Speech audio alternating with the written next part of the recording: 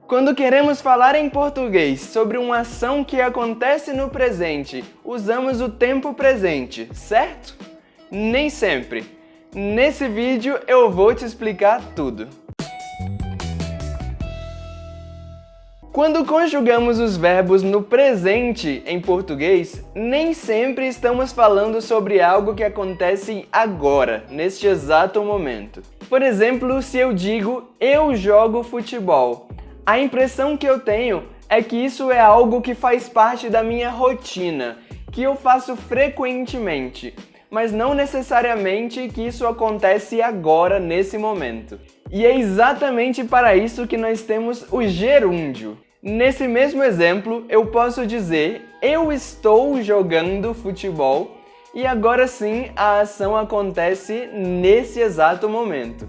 E a estrutura do gerúndio é muito simples. Basta você conjugar o verbo estar no presente do indicativo e colocar o verbo principal com a terminação NDO no final. Por isso, com o verbo jogar, nós temos estou jogando. Se você não se lembra, a conjugação do verbo estar no presente do indicativo é a seguinte: eu estou, você está, ele está, nós estamos, vocês estão, eles estão. Portanto, vamos ver mais alguns exemplos da utilização do gerúndio.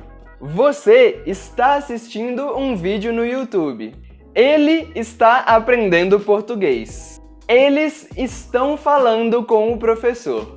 E além de falar sobre as coisas que acontecem agora, você pode falar também sobre o exato momento em que alguma coisa aconteceu no passado e o exato momento em que alguma coisa vai acontecer no futuro. Para isso, basta você mudar a conjugação do verbo estar. Aqui no card eu vou deixar para você dois vídeos, um falando sobre a conjugação dos verbos no passado e outro falando sobre as conjugações no futuro. Mas vamos ver alguns exemplos para ficar mais fácil. Eu estava viajando para São Paulo hoje de manhã. Eu estava indo para a escola quando começou a chover. Eu vou estar voltando para casa às 18 horas. Ele vai estar trabalhando em dezembro.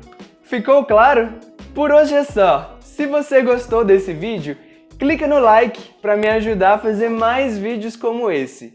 E não esquece de se inscrever no canal para você não perder os próximos vídeos. Aqui na tela eu vou deixar 2 vídeos para você continuar aprendendo português.